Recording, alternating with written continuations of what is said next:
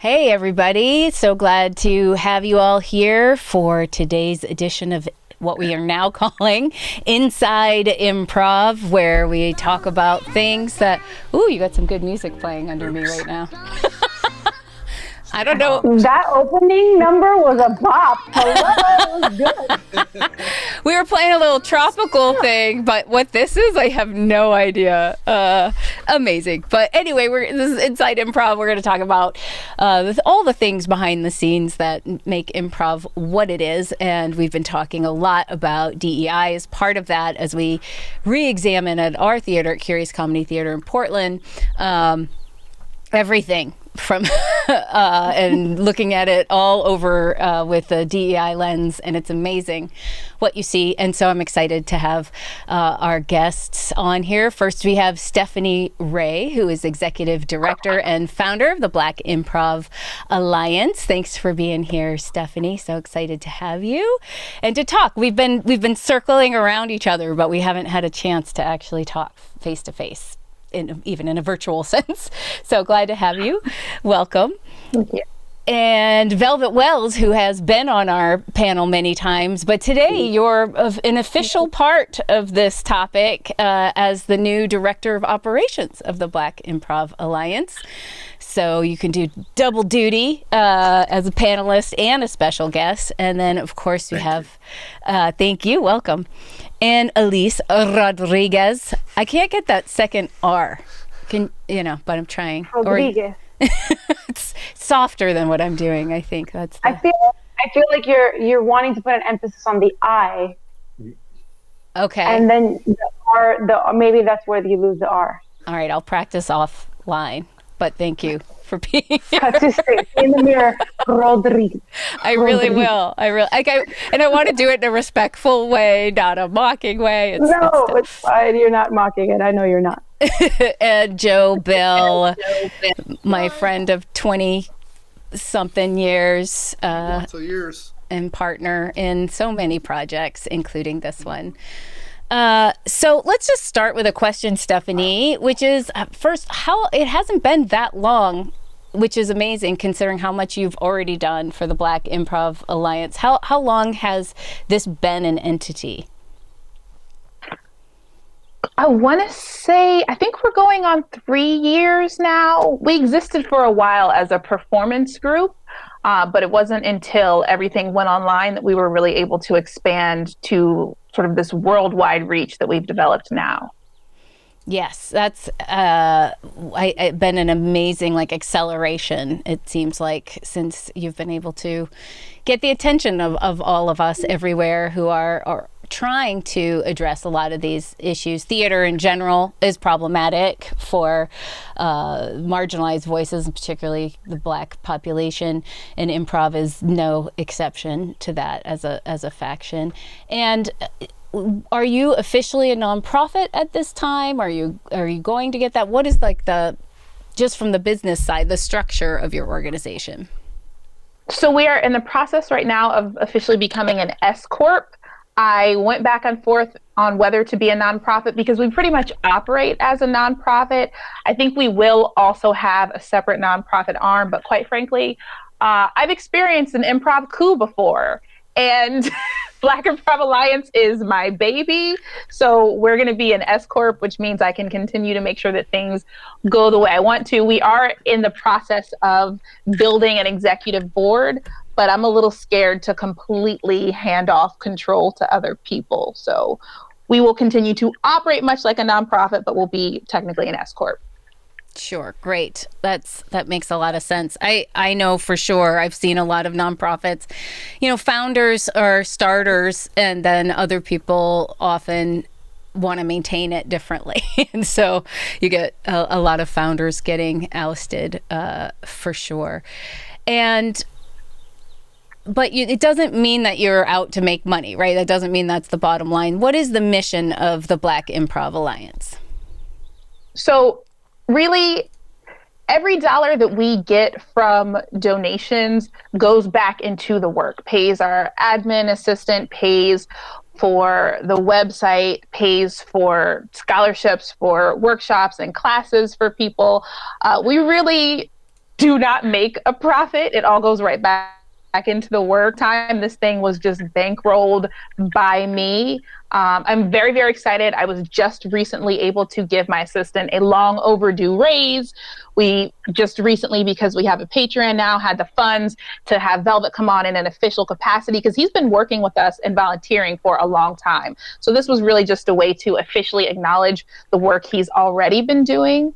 But at the end of the day, if we don't have funds in the bank account, paying people. And I, unfortunately, am not an oil baron heiress. So that is unfortunate for all of us. Yeah. Right. We've started to get some corporate gigs, which has meant being able to pay performers. And that's been super exciting. But everything that comes in through the Patreon, through donations, et cetera, goes right back into the work. Right now, Kelly's the only paid employee, and now Velvet will be a paid employee, and it all goes back into operations. That's amazing. And what will be like the pinnacle moment of success for you? How do you define success for this organization? In 2 words, Wayne Brady. Once Wayne Brady gets involved, that's when I'll feel like I've made it. Yeah. That is so funny, because as I was showering to get ready for this conversation, I was like, I wonder if Wayne Brady has donated to them yet or not. Not yet. We will accept his in-kind. His in-kind is coming to help. His kind, come play with us, Wayne. Yeah. I can't imagine that you're too far from that. So I would start getting ready for the next goal. Yeah, I feel like we're getting close. Some big recent milestones. Second City joined the program recently, and we're very gracious in actually changing the application form to make it a little bit more accessible. I asked them, can you take this off? Can you take that off? And I was like, oh, I'm talking to Second City. Like, who do I think I am? You know who the heck you are. Tell them what you want. And they were like, no problem, sis. Absolutely. And I was like, wow, okay. So it's been really exciting. Freestyle Love Supreme Academy recently joined, and I'm like obsessed with them. I love them so much. So that's been really incredible. We're at 60 theaters right now around the world. I wish I could shout out and list every single one, but we have a map up on the website that's got all of them. So it's just been amazing how many people have wanted to be involved in this thing that started out as, with $1 and a dream that has turned into a real thing. That's awesome. Yeah. And Curious Comedy is one of those. And you have multiple levels, right, of scholarships that people can commit. And I know for us, what was great is that we've always been open, especially we're located in what was the most Black neighborhood in Portland. I don't know that it is anymore because a lot of the Black community has been driven out of that neighborhood. But we still want to honor that heritage. So we've always had these scholarships, but how to communicate that to people when they don't see, Portland is notoriously largely white city. So how to communicate that and how to assure people that we're doing the work and we're not just talking about it.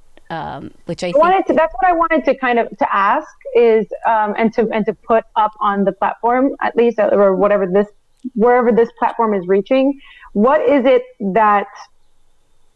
the work for the Black Improv Alliance? Because it's far beyond performance, right? It's not just performing. So can you talk a little bit about what the work is? For example, like Stacey's talking about Curious Comedy, when Curious Comedy joins, what is the work? Like, what is it that the Black Improv Alliance is calling its work?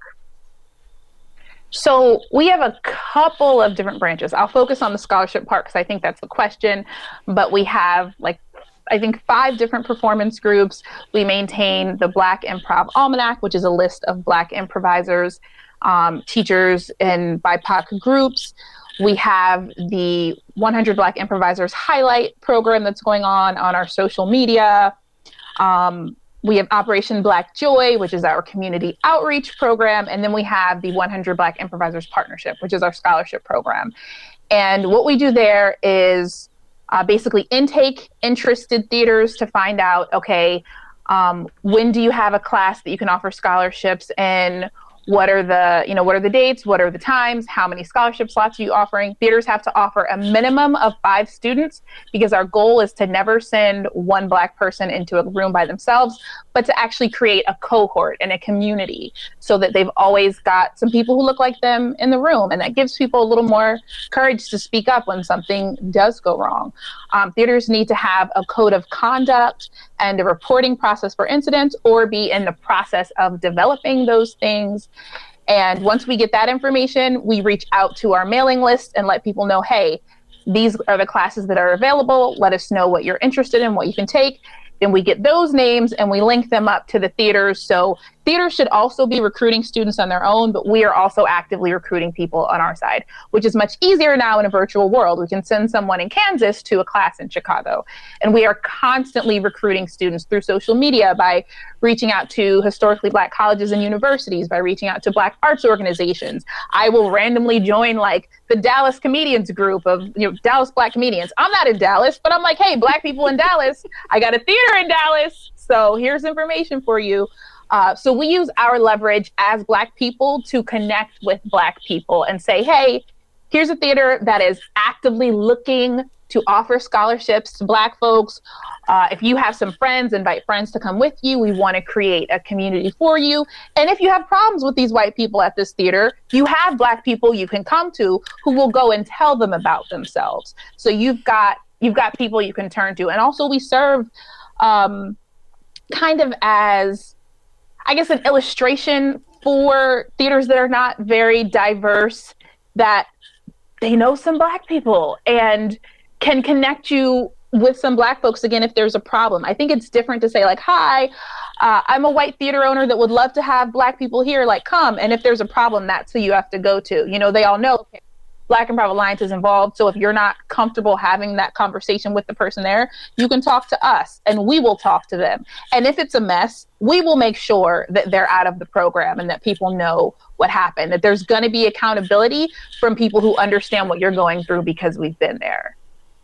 I think that's so important, what you just said. And it underlies this whole idea, whatever marginalized community you are a part of, or number of them. I don't know if there is a word for this for BIPOC people that exists, but that sense of like, this shitty thing is happening to me, and now I have to stop and evaluate. Is it because something I did legitimately that I put myself in this situation or called on this thing, right? Did I behave in a way that's brought this on as a human that I need to grow and evolve? Is this a bad place in general? Is this a bad place for me because I'm a woman or a Black person or LGBTQ person? Like, it's, to me, that's like so much labor in sorting out, when you have a conflict, what it's rooted in. If you're a white man who's a handsome 6 feet tall, full head of hair, right? Your closest thing will be, am I too good looking, right? Am I too the man for this thing? But for anyone who's part of a marginalized group, is even just sorting that out. So to have a resource like the Black Improv Alliance, and you can be like, yes, this is common. This is something we've all experienced. I can give you 10 people and here are a bunch of different ideas of how to navigate. Like, that's the kind of support that's really difficult to offer, no matter how well-intentioned you are, if you aren't of that group that's underrepresented. And it's really hard to convince someone like, oh, you can trust me. You can trust me. You can trust me. I'm going to listen. You can trust me. And I think the Black community has a lot of reasons to be less trusting already. Now, what part of the organization has Velvet? What's the work that you've been doing that is now evolving into the director of operations? I work behind the scenes a lot with the event management. Getting the events up and running, getting people into the events so that we have performers for them. And then also with, getting word out to the various groups and pages and ensuring that the streams are live. And so I do a lot of the event management part. I'm going to start to take on some of the onboarding in terms of, hey, you have been recognized within our celebratory data visual mutual database. So let's get together and jam. And so I'm going to use some of the models that I've already created for my own page to do that, so that people have avenues to connect with each other, so that they're not always having to do that work for themselves. We're here, we're doing it anyway. We have things like our Black Joy Fridays, where we have avenues. We have a regular ongoing Friday night that we can give them a space for that. I'm also going to be talking to some of our Black facilitators and organizing things so that we have workshops that are through the Black Improv Alliance, rather than, oh, you have to only catch this person at this theater. And it's not to divide loyalties to the theaters that y'all love, that's fine. But here is another resource location for that. Again, from that accountability of knowing, like, we all know what it's like. And we know what it's like to be the only facilitator who looks like you. And so to have it embedded as part of Black Improv Alliance is like, we're all in this together. Stephanie and I have talked about mentoring. That is super important. It's so nice to be officially part of this organization, because we have been on the same page, and if not using the same sentences to describe what our goals are for this, very, very similar. Like, we're using synonyms for each other. And so the idea of mentoring is one of those things that both of us have really wanted to encourage, and to have a space to not only try a new workshop that you might have, but for somebody who wants to take up facilitating, to know that they have a safe place to build that and to get those kind of tips. And if you need the warning of, hey, this is what it's like out there, some of those real world experiences that we can talk to.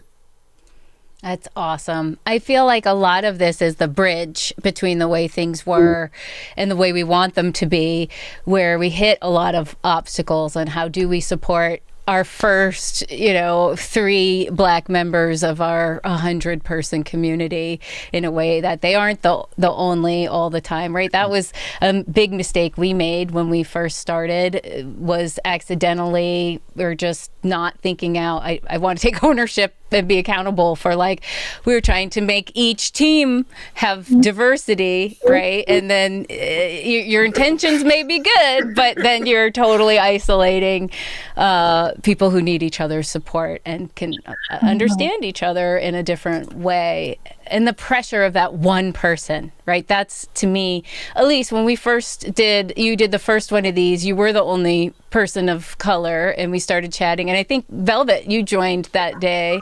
When Velvet came on, I felt like I didn't even realize when he came on, and I felt relief, even though I trust you, I trust Joe, right?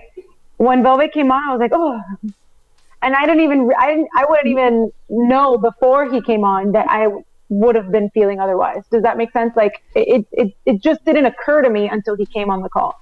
Right. The relief showed you that you were feeling a pressure, an extra pressure, because you were suddenly representing all BIPOC, right? And then you're like, oh.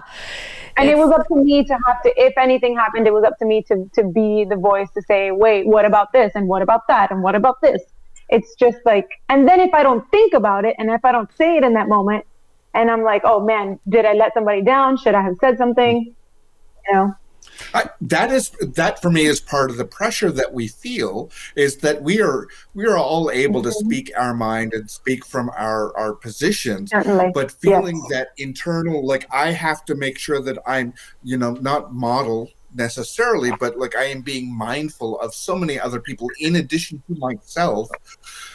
And, nobody is a monolith. No group is a monolith, no person's a monolith. So I'm speaking from my need in this moment, not everybody's need. How do I articulate that in a way to make it clear that, I don't want to constantly have to put on a mask, take off a mask, make sure my words are exactly, like, very specifically just over here, not over there. How do I do that work before I even open my mouth? So at least when you said that, like, I recognized it immediately. I could see it in you physically, and I recognized it in myself. Like, I felt like, kindred spirit, just in, like, we've both experienced versions of that.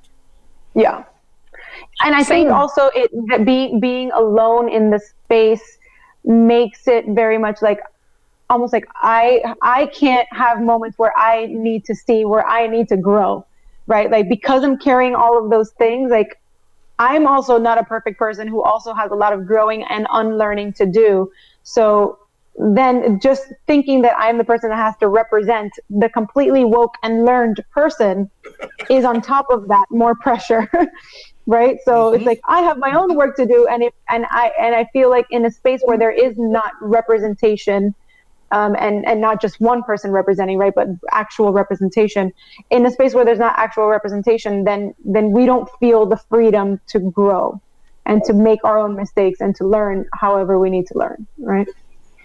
Can I rewind just a little bit? One thing that I've been hearing a lot because of the work that we do is the idea of walking into a workshop space or a show with, we're all assuming that we all have good intentions.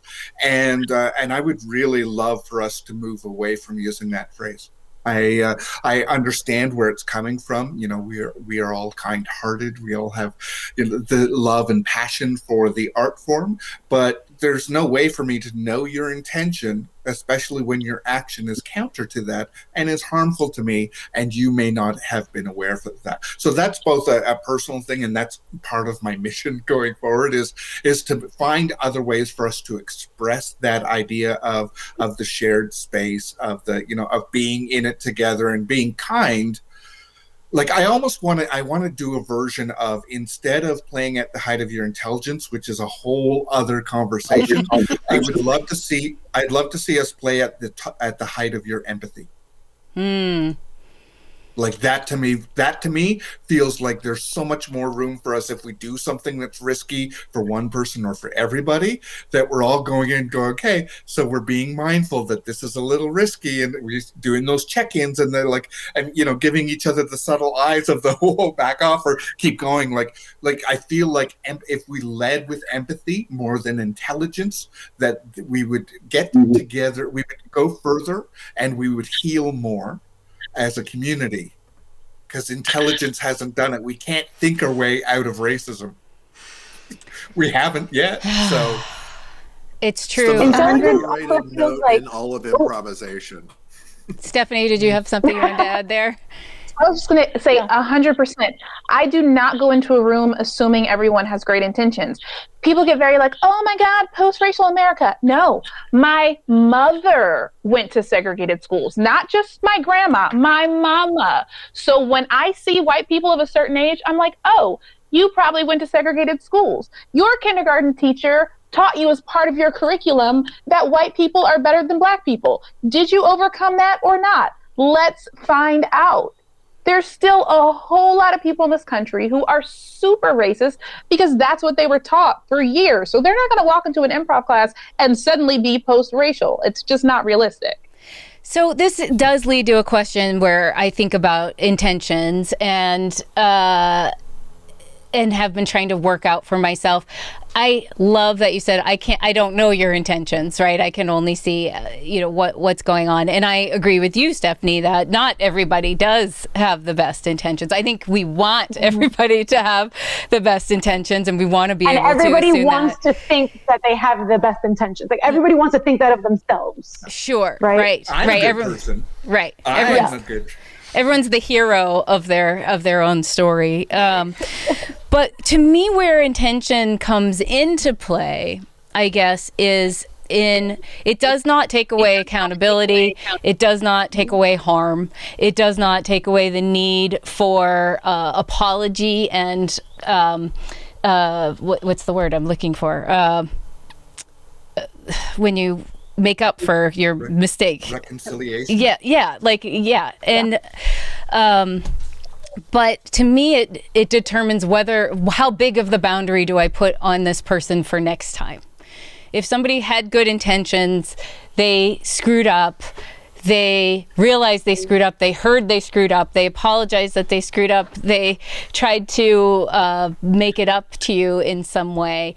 Do we let them redeem themselves a certain amount, or did this just reveal this person has bad intentions and I just want to eliminate them? Or does that matter to you?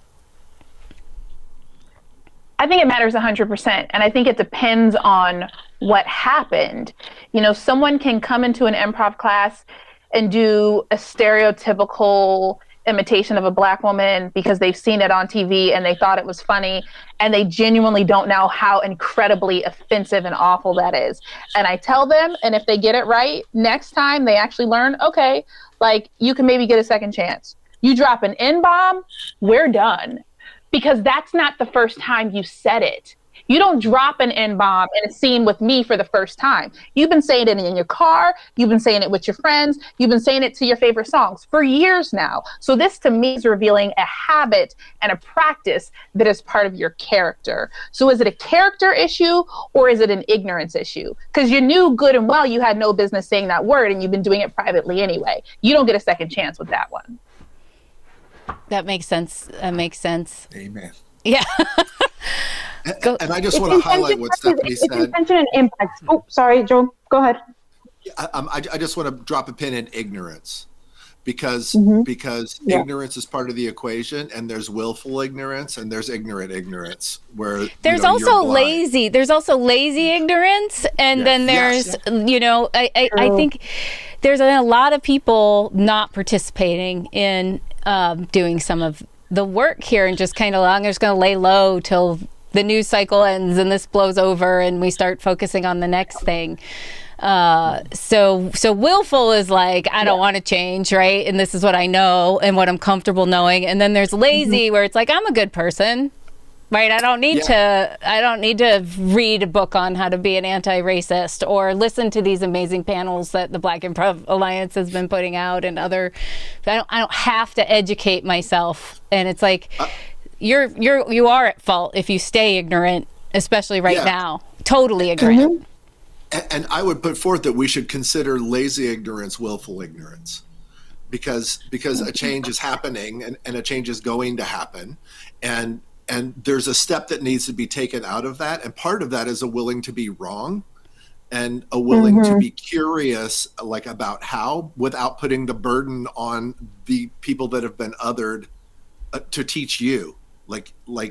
And the piece I want to add, because we're talking about improvisation, like, I'm not sure where my role comes in this, but I'm a storytelling fan.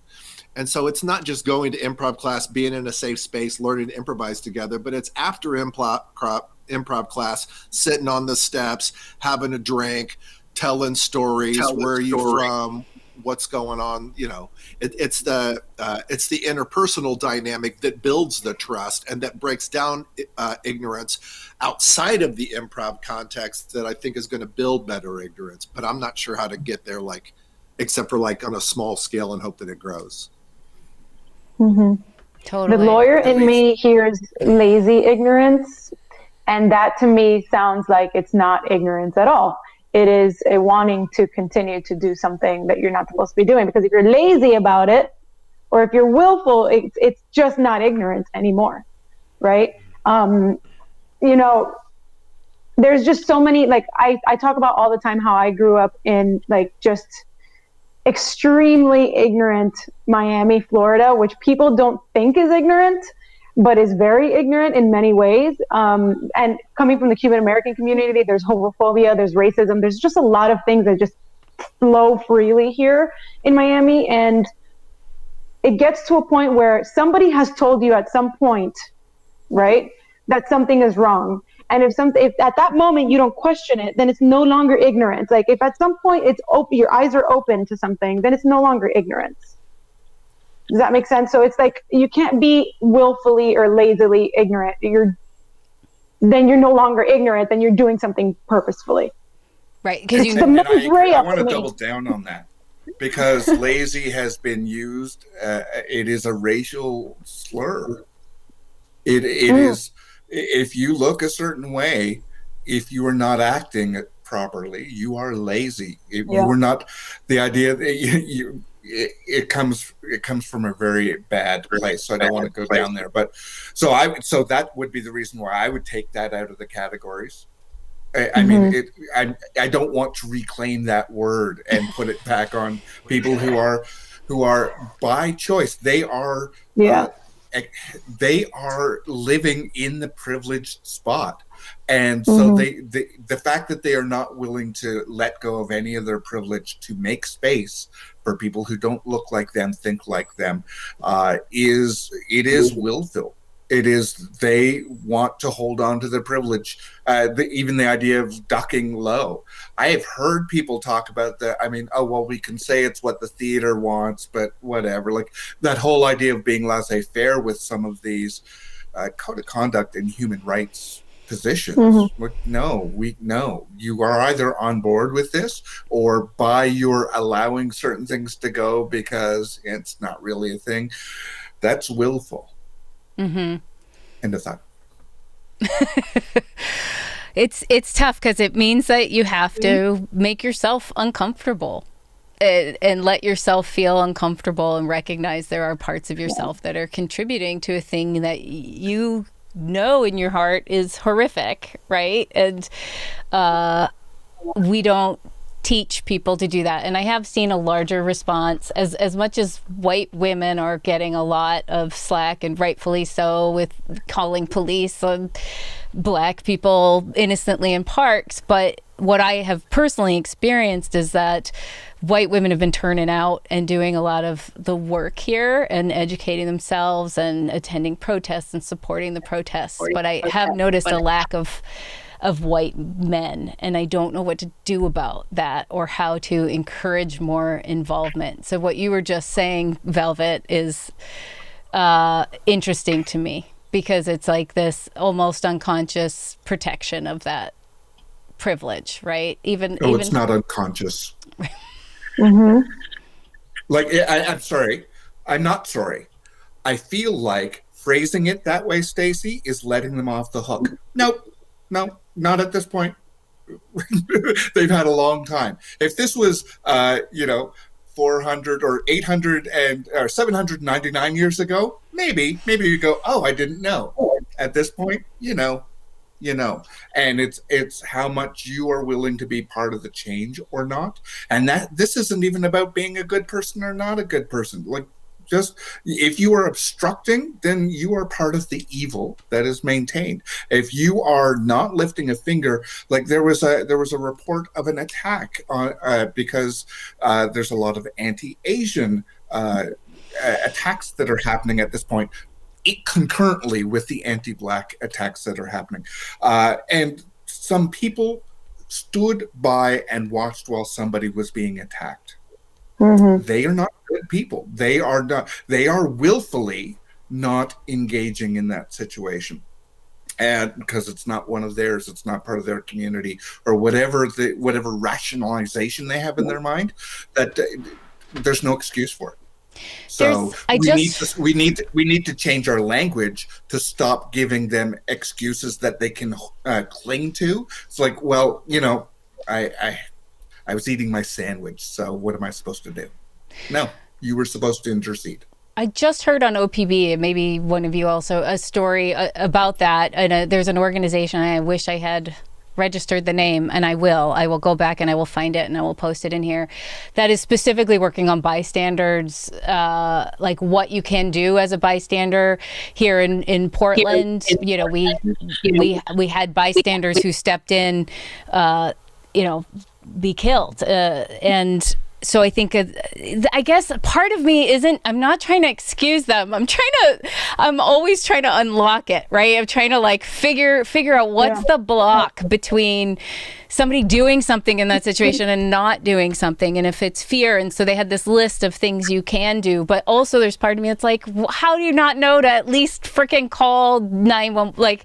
And when you say if this were 800 years ago, there is part of me that's like, even then there were activists who saw the injustice and who were fighting for freedom of Black slaves, right? So there's part of me that doesn't want to let anybody off the hook, and there's part of me that is trying to what is it from their perspective that makes this okay, and how do we remove that? But that or remove them from positions of influence, exactly, and let them do their own work. Like, to me, it's I understand. I'm such a people pleaser. I get it, but also around this stuff, no, put your energy into the people who are doing the work, lift them up, and the rest of them, I'm not going to be polite. But I feel like this takes us back to impact, to intention again, because like you're wanting to figure out why they're doing this. But again, that puts us back in the mindset intention space versus focusing on the impact space. Right. Impact and effect space. So who gives a fuck what the reason for not going is? The point is you're not going. We need to hold you accountable for not going. And also, when we mentioned like the white women going to protest, they're supposed to fucking go to protests. Right. Yeah. Like, so let's just eliminate that part of it. Like, why aren't white men going to protest? Maybe that's the question, or when will we hold white men accountable for not standing up? Whatever the case may be. But like, it's just, we're all supposed to be going to protests. Like and we don't need cookies for them, right? Like we just need to go and we need to do it. And yeah, we do want to, especially as women. I mean, at least for me as a woman, I do always want to go into the mindset space. Like, what is your intention? Why are you doing this? Like, how can we make it different? But it's also not our job to do that for them. Like they got to do it themselves. Or deal with consequences. It reminds me of all of those like news reports when a terrorist, a white terrorist, goes around shooting up people. He had a bad day. They get into all of these, like all the poor me's about him, but then they do character assassination for Black and people of color. And so that whole idea of investigating what's in their mind is like, there are podcasts and documentaries that all feed into people's desire for that, and in real life, no, we need to move beyond. I like the idea of focusing on the, rewarding and amplifying the people who are doing the work as well. And that's worth repeating. So I have a little bit of a left turn, but Stephanie and Velvet, as you're creating this organization, so one of the things that I was naive about, I was like, okay, as we go back and revisit our infrastructure, starting with our mission, starting with our vision, well, who does that? The board. So we need to get a more diverse board. So we start looking at who would be great candidates, who would be interested. And then we all of a sudden are like, the entire structure of a nonprofit board is based in this white history of competing for right? Like you have the gala and the white rich people showing their status through their philanthropy. And now how do we make that fair? Who do we ask? What is fair to ask in terms of financial commitment or pay a raise or time commitment to be more inclusive? As you're going through your structure, are there things that you have come across that you're trying to contend with, of how to decolonize the structure of your executive board, for example?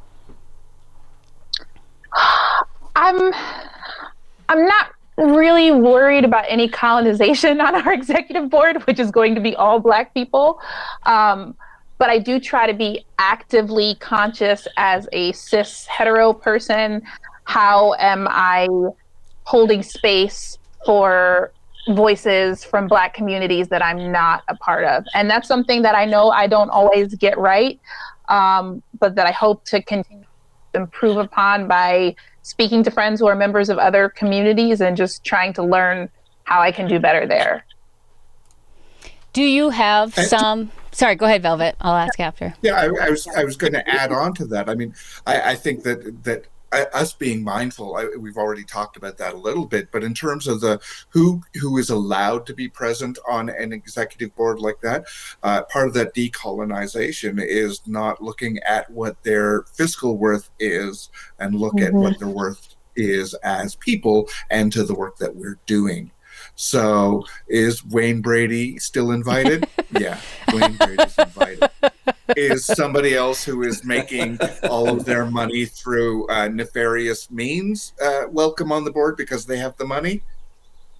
No, I mean, they're not. Probably Depends not. on the nefarious means.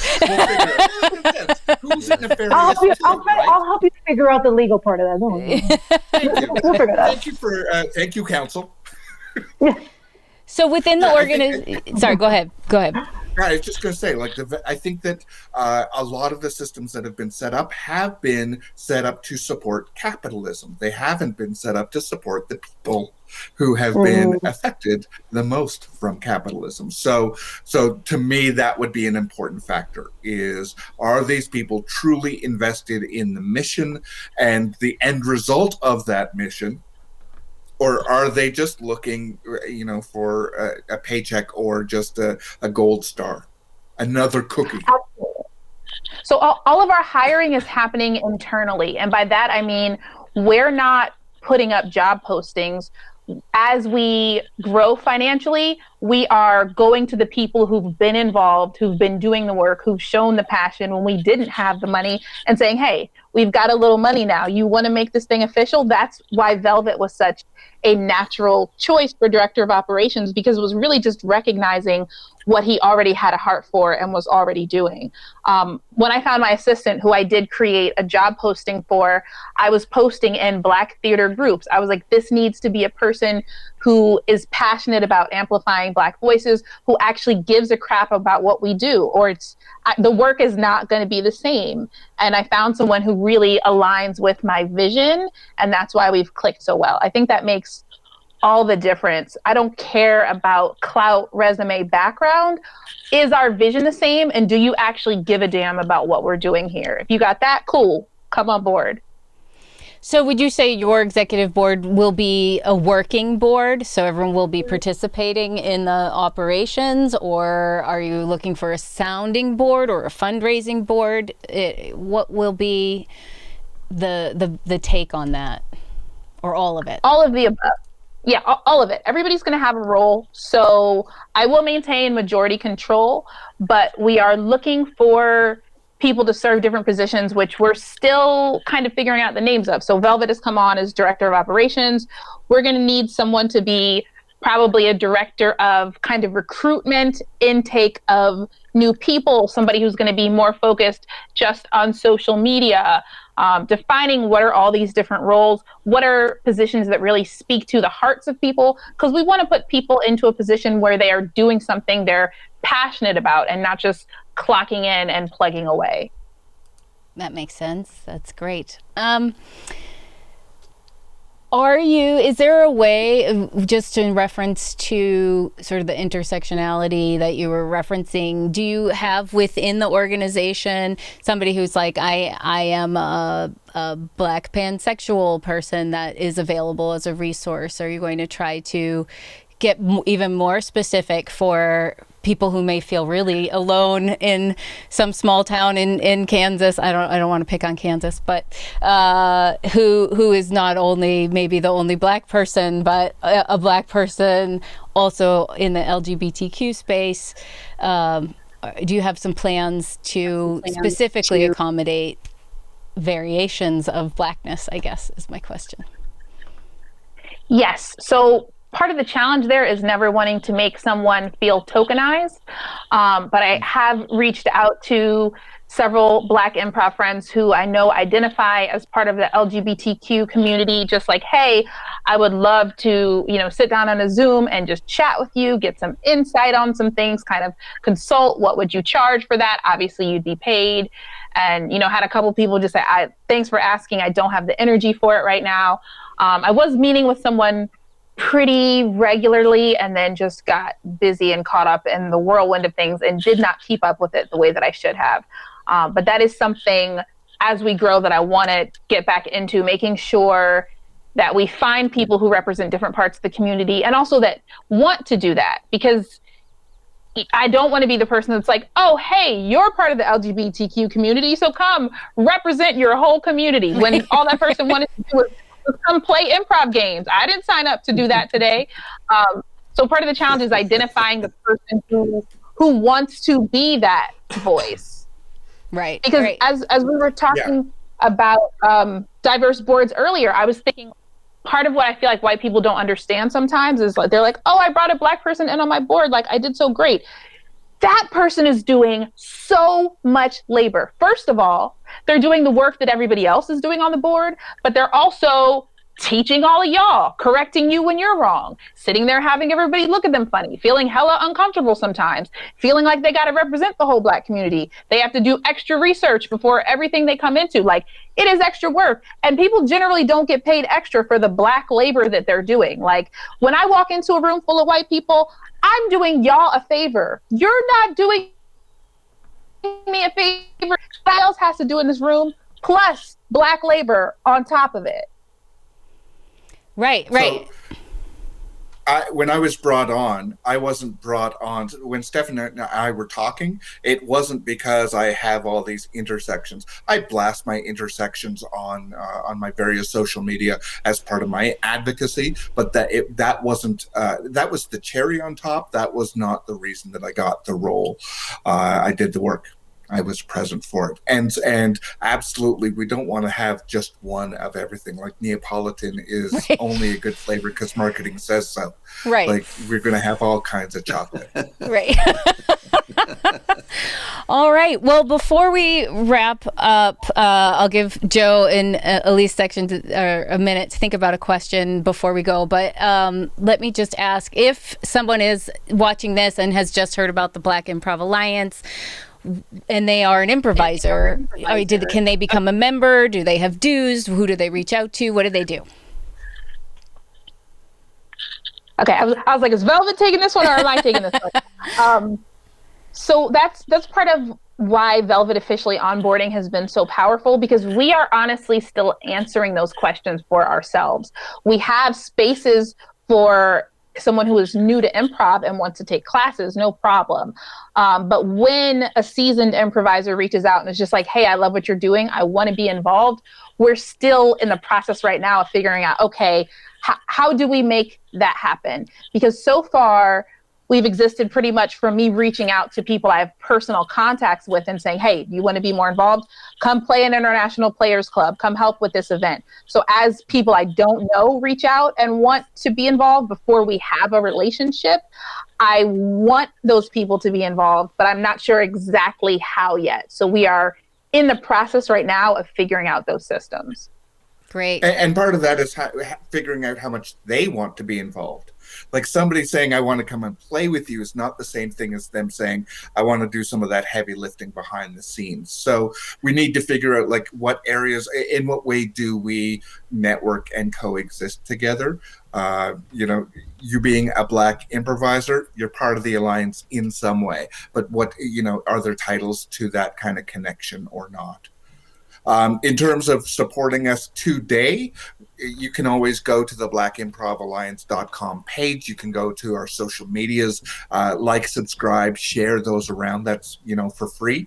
If you are able to, if you are comfortably classed, as I've recently heard it called, you could join the Patreon, which, as Stephanie said off the top, goes towards our paychecks. Like, we appreciate that, and then in any projects that we are moving forward on to help fund those. If you like merch, if you love swag, we also have a Redbubble site that you can go and get a t-shirt of some sort or a mug or whatever you like. So there are ways that financially people can support, and then ways social media for people to support. And then in terms of joining in volunteering, come talk to one of us, come talk to both of us. Great. And should they do that, reach out on Facebook to you, or? Yeah. Black Improv Alliance at gmail.com is the fastest way to get a turnaround, because Kelly is in charge of that, not me. The other great way to onboard, actually, that we do have going on now is that people should nominate themselves for a Black Improviser highlight, because we have a Black Improv highlight jam every first Saturday. So coming up this Saturday from 4:30 to 6 p.m. Eastern. Everyone who has been nominated, whether or not your highlight has showed up yet, is invited. So if you haven't been nominated, nominate yourself. We encourage that. And it does a couple of things. It gets your information out there. It makes sure that we have your information to contact you. And then it gets you this invite to this jam where we're bringing together Black improvisers from all over the world. So that is the first and best way to get involved right now. Excellent. Is there a way that like Curious Comedy could support that by sharing that jam? I wouldn't want to take away from the visibility of where it's playing on your social media, but I would be happy to share that with our community. So it won't be broadcast, and that's on purpose, because Black people in a room where it's not broadcast, it's going to be a different vibe. And we want people to be able to fully let their hair down. But we would love for you to share the information so that people know okay. it's happening. Yeah. Fantastic. And we do have a plan for a monthly paid event that will happen through BIA, and then that when that's getting when we have that up, sharing the information for that will help the visibility for people to support and applaud from afar. Great. I'm on board for anything like that. We're going to continue doing the majority jams as well. We did the first one of that. It was hugely successful. The majority jam is a jam where 75% of the spaces are reserved for BIPOC players, 25% are reserved for white people. So we are giving our white improviser friends the opportunity to experience what it is like for most of us when we walk into a room. And that is something that I hope will be a helpful tool for some of the folks who come through.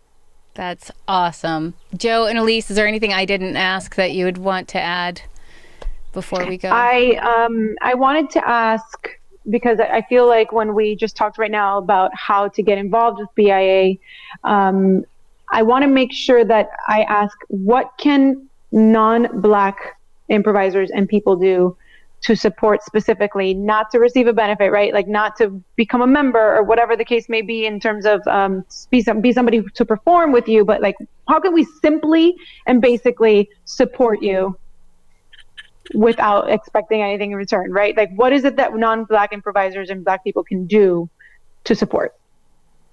Financial support is fantastic if you can. Sharing and boosting events and programming, telling every Black person you know to fill out the form on our page to get a scholarship to try a class, and up. I love it when somebody says something wild on a Facebook post, or I'm in a room and I take a deep breath and put on my cape and a white person is like, oh, not today. Here's why you're wrong about that. And I'm like, oh, thank you. Because I was ready to do it, but I love it when I don't have to. And I think that gets tricky for some people because you don't want to be taking the position of white savior or speaking in behalf. So, speaking in place of someone, is it helpful if somebody says, do you want me to take this, Stephanie? I think it's different if someone is speaking directly to me, whereas if they're just like a thread and somebody says something racist, please jump in before I have to. There was one the other day where I was like, oh God. And my friend William Rowe responded. I was like, yes, thank you, white man, for handling this other white person that is out of pocket right now. I really appreciated it because I didn't want to do it, but I always will if I have to, because when I don't, I feel like I'm letting folks down. Great. Awesome. And Joe, anything else? I just want to endorse Stephanie as a leader for just having the humanness and the vulnerability to say, I don't have all the answers and we're figuring it out as we go along. But the thing that she and you have in common, both Stacey, who I also love and adore as a leader, is that the idea of putting the right people because they're passionate about the thing in the place where they belong, as opposed to creating a structure of positions with labels and then trying to fill that. Because to overcome all of this white supremacist patriarchal injustice that we've grown up with for hundreds of years, it takes an army of people doing little things. And the idea that there's so much injustice and so much wrong that I have to deal with everything paralyzes people into inaction. And so I thank both Velvet and Stephanie for like offering up the little things that people can do. And the one thing I had forgotten that Black Joy Fridays was a thing on Friday, and I went and watched the show on Friday, and it's like, hey, white people, go watch Black Joy Fridays on Friday. Like, that's a funny show, and it's in the idea of sharing stories when you get to see just Black people playing in their environment with each other, with their humor. You see lives that are coming together playing, and it's what improv's all about. So that's a simple step that maybe can be a gateway drug to a more activistic approach. So sorry, no question, but yeah, but and that okay. It is, and it also ties back to John Carr, talking about his show that was the most shared on social media, and then the ticket sales did not meet up to the hype, and everyone wanted to appear supportive, but weren't willing to actually show up and do the work. So I just want to thank you both. And before I let you go, one more thing. Is there anything you want to talk about that we didn't ask and that you don't have an opportunity to get to talk to as much as you'd like? Cool. Gosh, there's so many things. Velvet, do you have something off the top of your head? You want to go first? I want to talk about two things. I'll try and make it one thing. I would like to see us move away from "I got your back" unless you are doing those things between shows that show that you have the back. I like how Joe was talking about, having those conversations and personal stories with each other, so that you gain that trust and you get to know a little bit of each other's stories. So unless you have that with somebody, don't say "I got your back," because your intention of having a good show and having a great time, you don't necessarily know what I need unless we've had that conversation about it. And I'm going to generalize that. You don't necessarily don't speak out of pocket. Like don't stay in your lane in some cases, and be mindful of the word choices that you're using, because while you say you have my back, you just were racist over there, or you just were sexist over there, you're transphobic over there, and you weren't intentionally, but you were using words from those different dictionaries. And for you, it's just another day like, oops, and now I move on. Like I need people to be more mindful about whose back you got, because also the other thing is if you're trying to get everybody's backs, most of the people in your troop are going to fall. You only have two hands. You only can get one back at a time. So I would like for us, and so that to me ties to the idea of what can people who are not Black do to support the Black Improv Alliance.